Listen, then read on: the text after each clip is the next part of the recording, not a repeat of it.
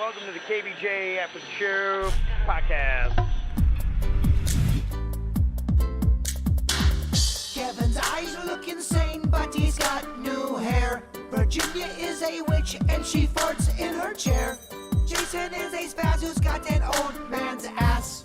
Welcome to the After the Show podcast. Yeah, hello, and welcome to the KVJ After the Show podcast. Happy Friday. What's up, y'all? Bird had to head home. He got a wisdom tooth taken out, and it is causing him some pain. He even had a fever at the regular show today.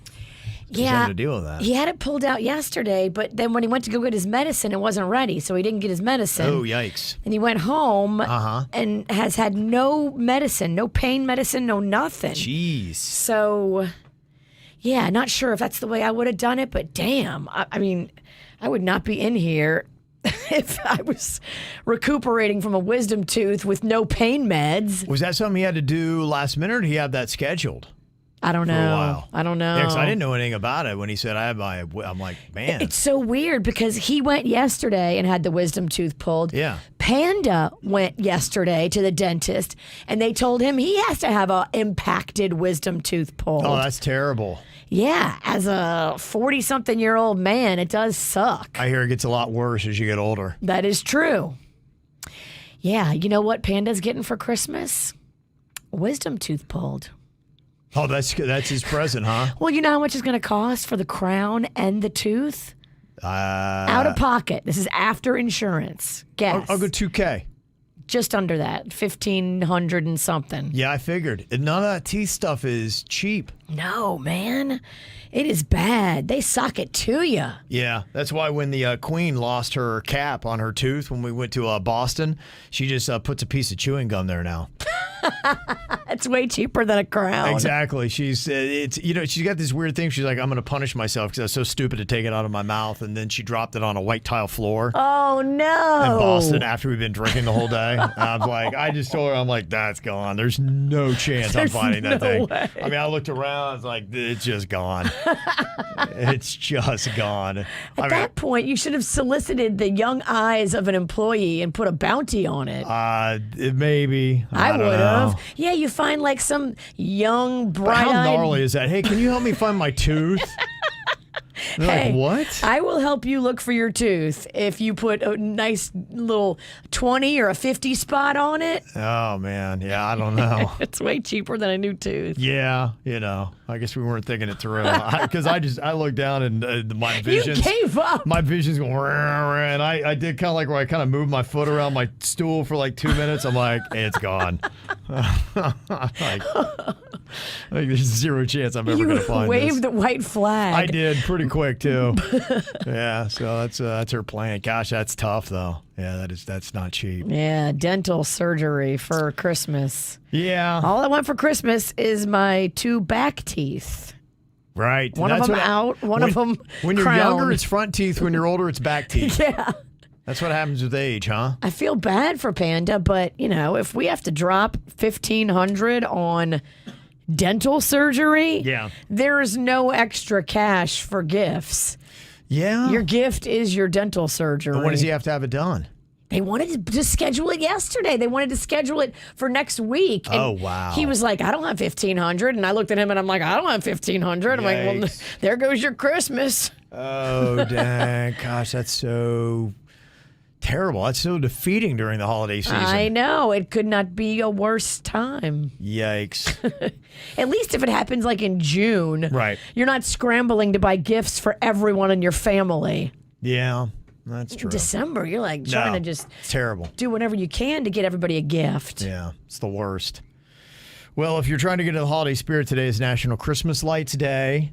It's also National Peppermint Bark Day. How do you feel about peppermint bark? I hate it. I don't like mint and chocolate together. I know you love it, and you've always loved I'm it. I'm okay with it. You like the shamrock shake and all that. Yeah. I don't get down with that mint and chocolate combo. And my oldest son, Colin, that's the thing he loves. He loves grooving on that. In fact, that was what we sent him home with, was some of that peppermint bark.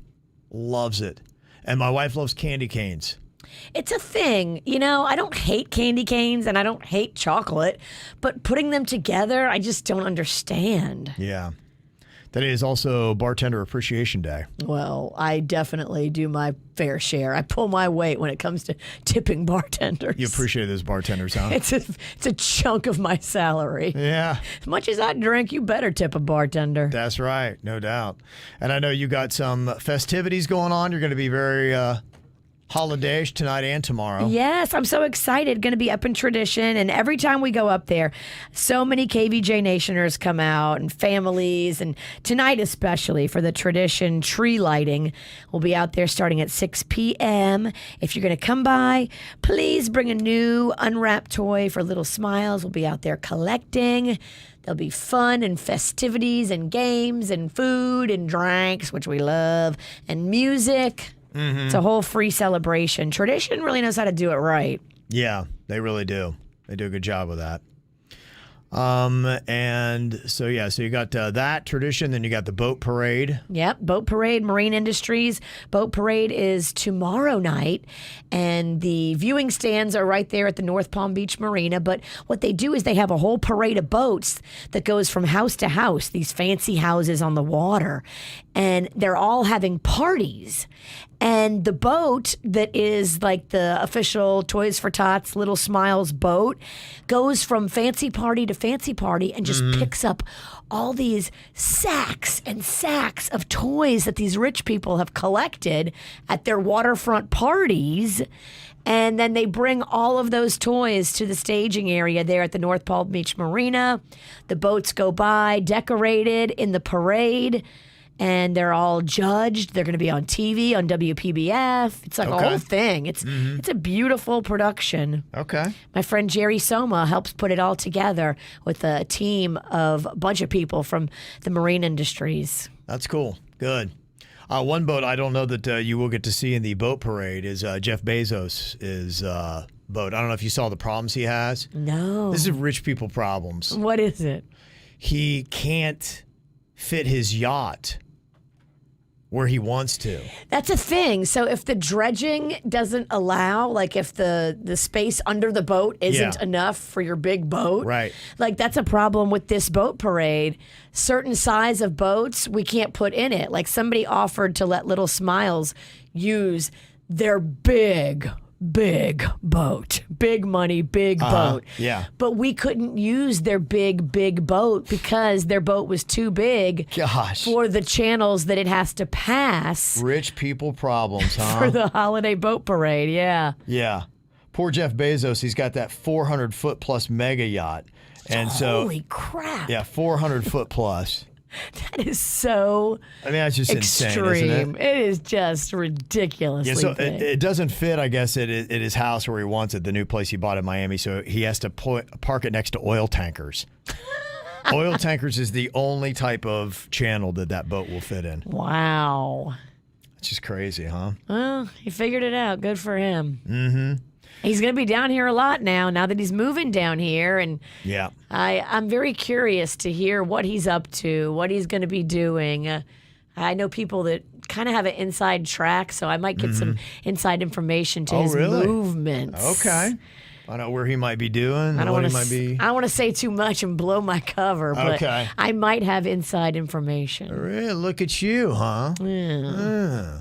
Running with them high-end circles, Virginia. No, I know the help. Oh, okay. I got you. You got it inside that way. Huh? I don't have it inside through the actual rich people. Right. I have it inside through the help. Okay. I saw, too, that the richest home ever has come down in price. If you would be Jeff Bezos, it's that. Have you ever seen the Palm Beach private island that they have? I think the Queen and I, we were paddleboarding back there. You can get paddleboards down the West Palm Beach waterfront. If you go a little bit south, you kind of can go back in there. I know what you're talking about. Yes. It's a home that has its own island, so you have to drive over a bridge. Yeah. It's a fancy moat. Yes. It is definitely hidden, and it is pretty impressive. The home was for sale for $218 million. And they dropped $30.5 million off the price tag. It's now $187.5 million. And it's still up for sale. Nobody's Still up for sale. Okay. Keeps dropping. Wow, can you imagine the commission for that salesperson? I wonder what they actually do get. Because when you talk about a big Right. house like that, they negotiate. They don't pay the average, 3% commission. Yeah. They negotiate it down to whatever number they both can agree on. I wondered that too. I was at a party a couple weeks ago, and there's a guy. He's a real high end dude. He's got clients' names that you would know that he does all their property for. In fact, he's really tight with them because he does all their houses. So like the rich people have their own personal person that does it. And so he sold 4 houses for this one hoity-toity guy. And when I saw him at the party, he's talking about, I just want to ask those questions. Like, how does this financially break down? And he's like, I got to go. He's like, I'm meeting some friends at Mar-a-Lago. We're hanging out there. So, yeah, he does all the Trumpsters properties and all that, too. Well, I heard somebody describing, how Kris Kardashian does her real estate deals. And, if she wants to buy a place, which she was buying a place, well, Courtney was buying a place, but Courtney wasn't buying it. Kris was buying it, and maybe it was Courtney's money. I don't know. But Kris was the negotiator. So Kris called up the person and was like, hey, hon, we love the place. We're so excited about the place. But here's the only thing, the end deal was going to come to this number with all the commission included that it was supposed to be. She's like, look, hon, I got to let you know, we're not going to be able to do it for that end number. Okay. We can do it for this number. And then the person figured out, okay, that's taking 1% off the commission and making it a different number for her to be able to say she got a, $50,000 coupon or whatever. Right. But that was her way of saying, hey, here's the number and here's how we can do the deal. And if you want to do it for that number, we can do it. But if you don't, then I'm sorry, the listing's not yours. Wow. It's kind of fascinating how they just move in the dark. But you get all the deals you ask for. It's a wonderful lesson in life that if you don't negotiate when you know that things are negotiable, as most things are, then you don't deserve the deal. If you are smart and you understand that everything is negotiable and you should be able to navigate these situations by trial and error, and you don't get the coupons you don't ask for.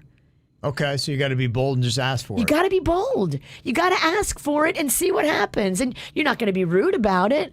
Kris certainly wasn't rude about it when she did the whole transaction. She's like, hey, babe, oh my gosh, we love the house, babe. Oh, babe, this, babe, that. We're so excited about it, babe. But here's the price we have. This is what we've budgeted. This is what we're willing to pay. Can you work with me on that, babe?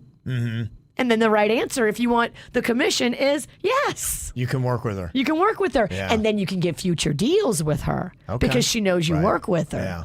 It's a crazy game. I think that's why everybody wants to get in real estate. They dream one day that they'll sell one of those homes. And yeah, you're right. What would the commission be if you sold a $187 million home? I promise you it wasn't the traditional norm. Yeah. It was a negotiated deal with two parties both giving a little bit and going, okay, this is going to be to our benefit to be flexible. It's crazy. Well, a cool story that I saw, and a dude that has a ton of money because he is the highest paid wide receiver in the NFL, Tyreek Hill. I don't know if you remember on October 15th, there was a Dolphins game at home against the Carolina Panthers, and he scored a touchdown, ran over and grabbed this guy's phone, did a backflip as it was recording. It was so cool. It was super cool. And the stupid no fun league, the NFL, they wound up fining him for that and said, you can't do that. That's just, which people love that kind of stuff. How much was the fine? I can't remember. It was maybe, I don't know. Typically, I think a lot of the fines usually are $10,000 to $15,000, which, if you make the money Tyreek Hill does, it's not a big deal. But the thing that the douchebag league did on top of that kid who was there that he grabbed the phone with, Tyreek knew him. His name is Kevin Fitzgibbons. Fitzgibbons? Is that a makeup name? It sounds like a bird name, right? One of Jay Bird's movies? Yeah. Fitzgibbons. It would be Kevin Fitzgibbons. He'd name it after me and then Fitzgibbons. Oh my gosh, that is such a character from the next KVJ horror movie. He's a 20-year-old University of Miami student and videographer, and he was working with Tyreek Hill. I think he just kind of tweeted at Tyreek and said, hey, I'll follow you around and film you. And he's like, yeah, okay, this is good. Because Tyreek's really starting to think about what he's doing post-NFL. He talks about it all the time. Good. So he's like, okay, yeah, it doesn't hurt to document all this kind of stuff. So the kid was kind of doing that. That's why he grabbed his phone. He knew who he was. Perfect. Yeah. So what the NFL did, they revoked this kid's credential, which he had. Yeah. So they're like, dude, and I guess he was getting paid by the NFL, and so they're like, yeah, you're fired. No. In a sense, he got fired because of it. Yeah, he's been working Dolphins games since 2022. That's one of the ways he had an in also with Tyreek. Talk about being off. It's just, like, what are we doing? It was just kind of crazy. And then Fitzgibbons talked about it, and Tyreek Hill on social media, he kind of retweeted, and he said, I would comment, but I could get fined. So he didn't, but he did say that he tried to get the NFL to reverse course on the decision, but they would not budge. They continued to be dick faces about it. Oh, damn. So here's what we got to do. We got to befriend Fitzgibbons, and we got to get him into these games in disguise. Oh, is that what you do? That's what we do. Yeah. We get him a puffy mustache sticker. Well, how do you get him a credential? Well, we just get him a ticket. But You can't get where he gets it with a ticket. We can get him close enough. I think your plan's already fallen apart. I think you can get him in a close enough area where he can still get the phone to Tyreek. Well, he wants to get in an area where, he can get access on the field. And You need to get a telephoto lens now, bruh. Okay. You ain't getting on the field. He's not getting on the field. Yeah. But he can still get in games. Yeah, it's not that. He just doesn't get his... having your credentials is big. If you really want to F with somebody that's in the sports media world, you revoke their credentials. And it cuts them off. You take away their livelihood. That's what they do. So that's why it's really kind of a dick move by the NFL.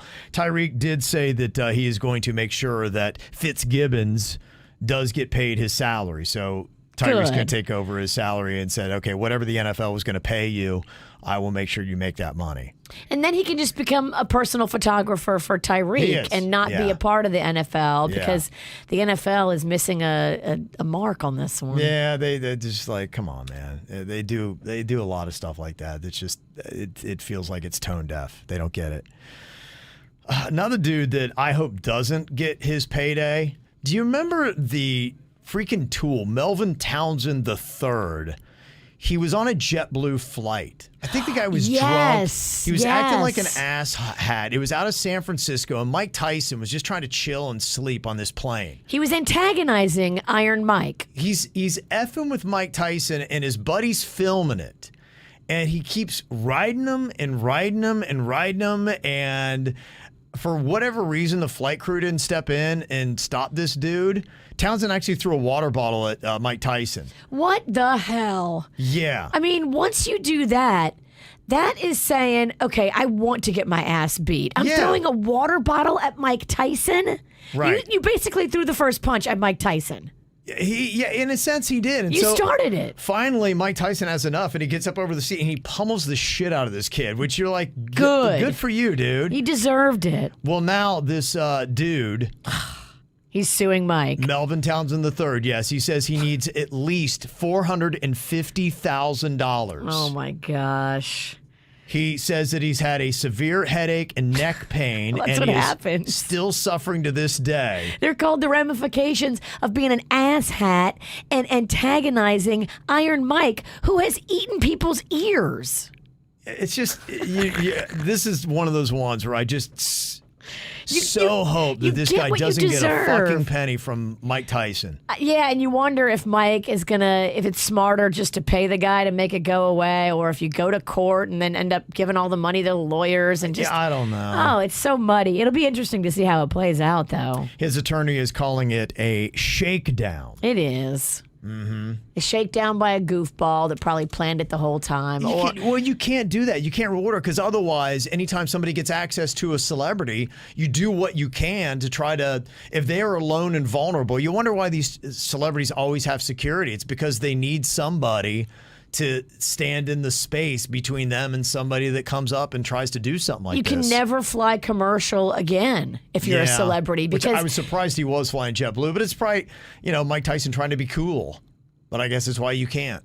Yeah, I guess you got to get that little jet package where you can just, you don't have to buy your own jet. You can rent these jets. Yeah, net jets and all that kind of stuff. Yeah. What a shame. Yeah, it is. Somebody, I guess, that could use the money. They spotted Britney Spears' mom, Lynn, shopping at Dollar General in Louisiana.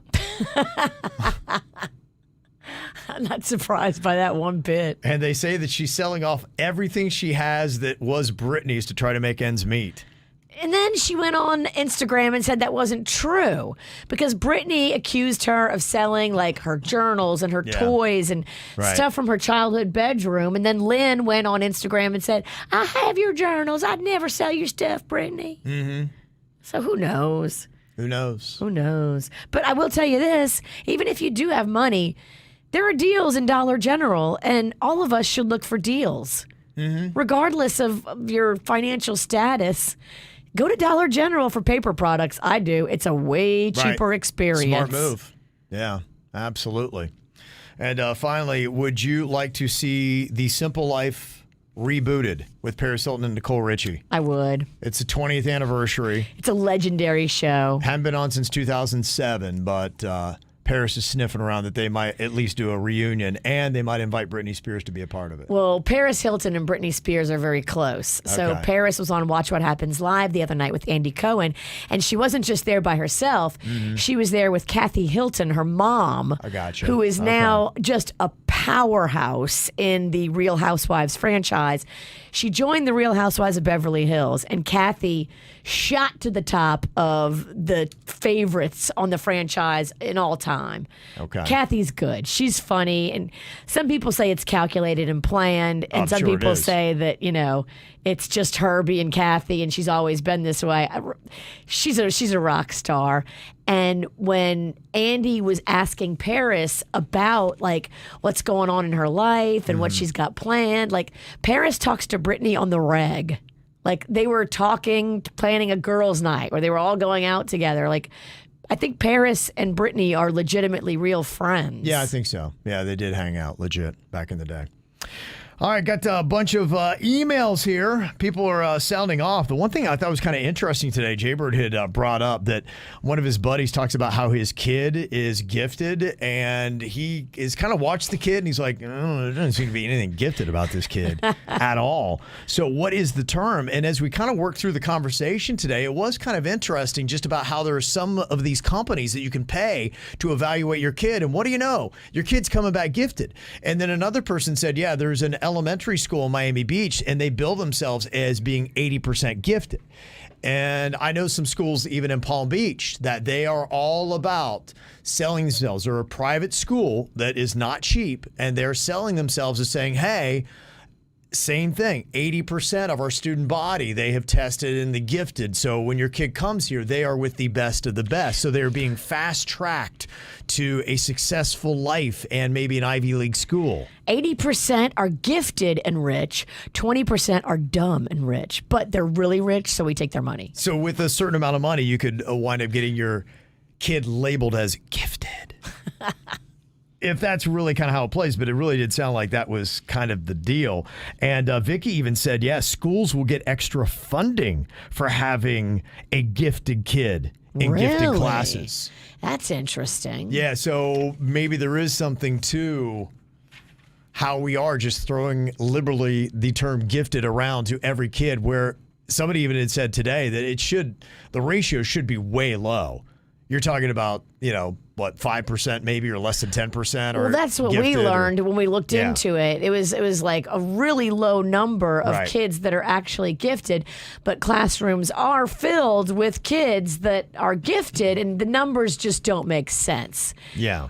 Based on what the average of the students enrolled that should be gifted based on the actual classroom size, the numbers don't make sense. So there might be a reason why so many people are so gifted today. Maybe you can pay to be gifted. We did not. I had Rocco tested, and it was not affordable, but it wasn't fancy pants money. Yeah.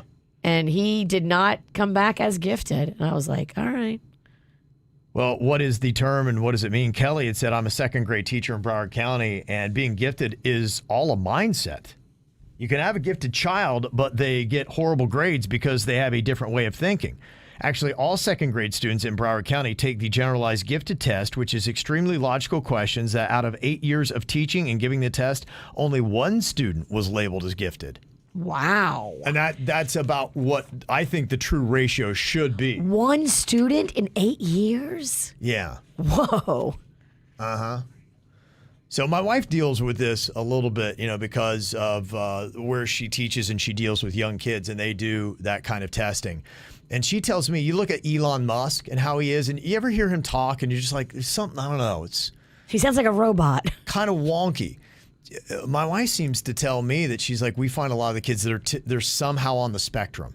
A lot of the really gifted kids, they just, their mind works differently. And when you talk to them, the really, truly genius and brilliant kids, for everybody else, there's just a little something. And every time I hear Elon Musk talk, it is robotic. There's something, it's not natural. It seems like God gave them a little gift. And what they lack in social skills, people skills, intuitiveness, they make up for it in like numbers and problem solving and equations and all the stuff that I'm just like, nah. So you kind of see it, and that's why to me, if I came across somebody that they're trying to sell me their kid was gifted, if they had that little bit of Rain Man, Elon Musk nuance, I'd be like, all right. I believe it more than if the kid was picking boogers and like, hey, and flipping me off. I totally agree with you. Yeah. So that seems to be what it is. Flipping boogers. Yeah. Does your wife get a lot of that? Kids that use so snotty. boogers as a weapon? She comes home. I don't know how it doesn't bother her. She comes home and she'll talk about kids sneezing on her. Just, that ectoplasmic like goo that comes out of all the time. It's repulsive. I don't know how she deals with it. She just shakes it off and keeps going. Why are they so snotty? I don't know. That's just how kids are. Elon Musk has warned people about AI, and Michael had sent this in. He always sends in so much good stuff.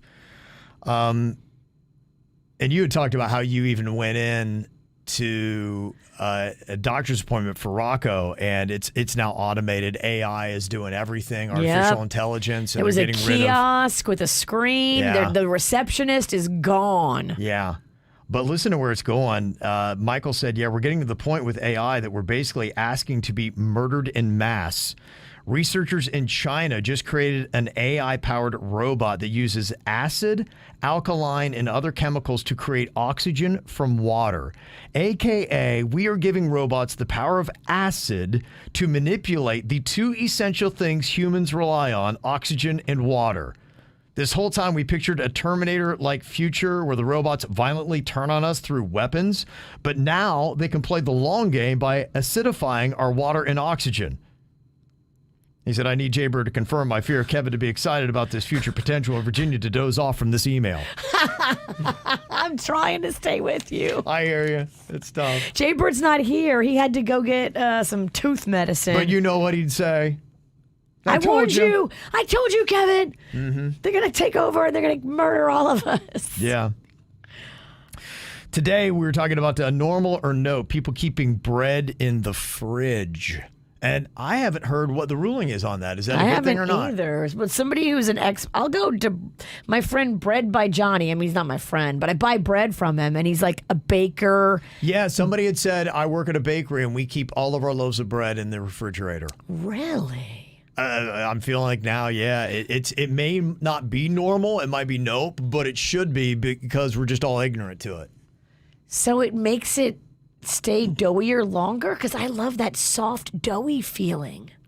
I know. I'm kind of the same way. I think I did one time have a sandwich out of the fridge. I was like, ugh. It was like cold and hard. I'm like, I don't love this. I don't mind if the edges of my bread are a little crispy, but when the middle top layer is crispy, that's not the bread I want. It tastes like it's been toasted, and it hasn't. Yeah.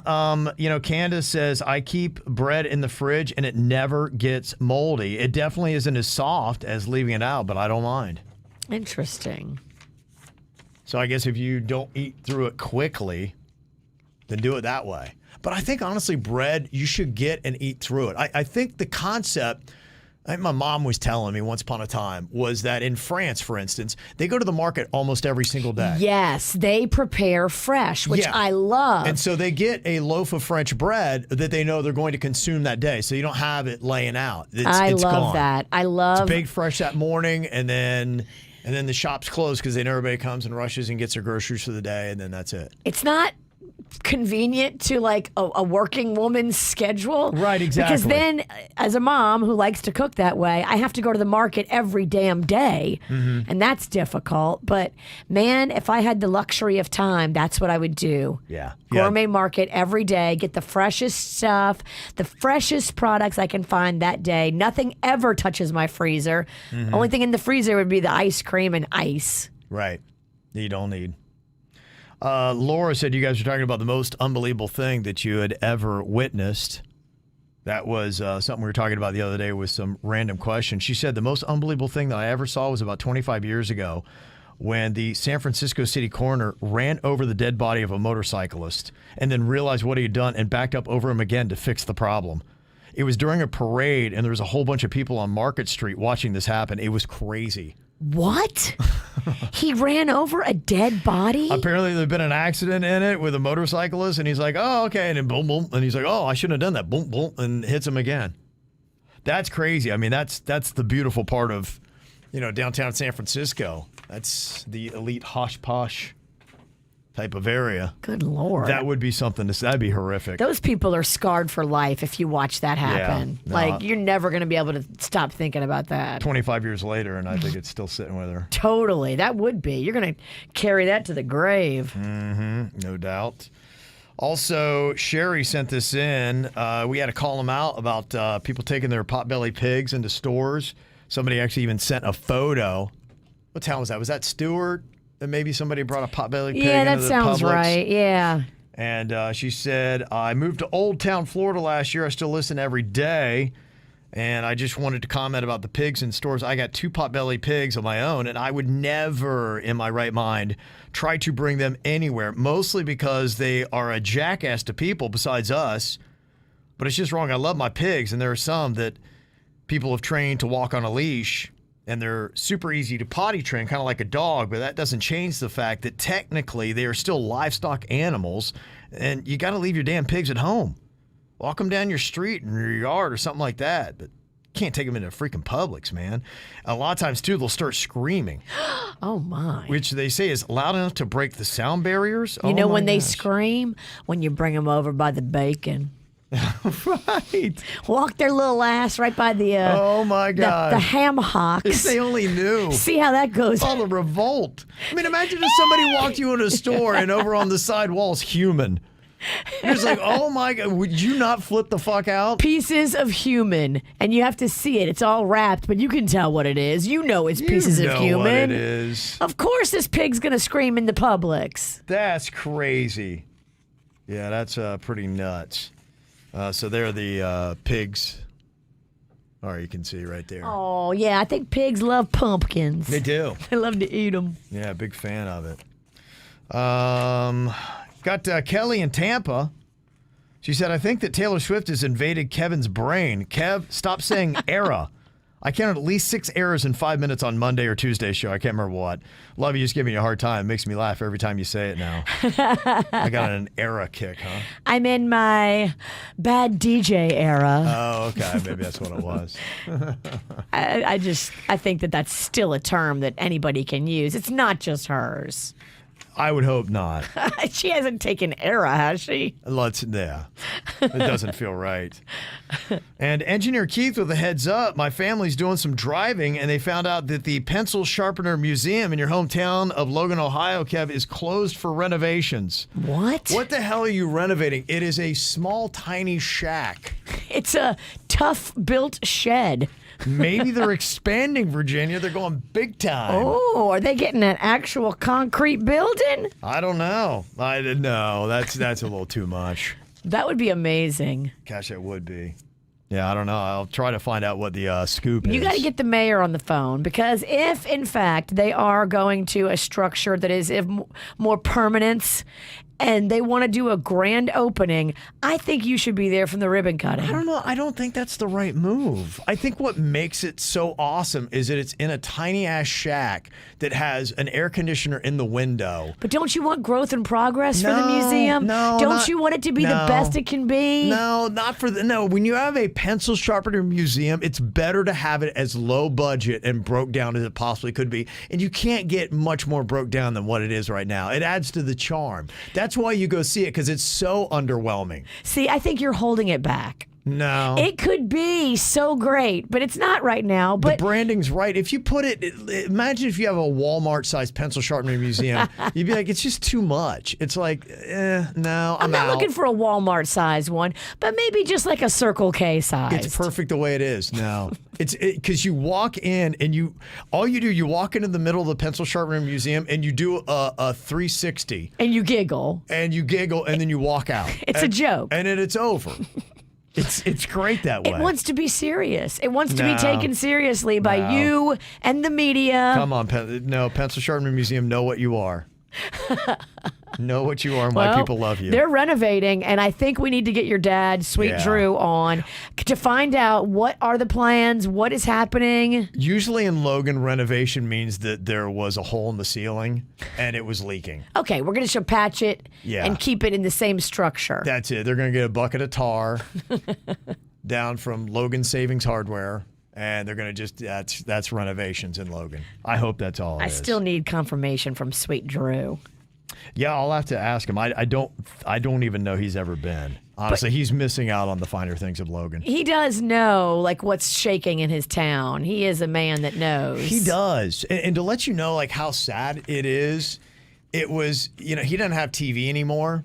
So he got rid of his cable and all. He's a simple man. He cut the cord. Yeah, he cut the cord, and he only watches things that he can see, like on VHS or DVD. Okay. So if it's not that, he's going back in time. He is. That's the way he does it. So the High State Michigan football game was on Saturday, and he normally just listens to it on the radio now. Wow, talk about an old timer way. Yeah. So he was kind of excited. I was like, good for him, because he was going to go out to a sports bar. Ooh. Logan's got a sports bar now.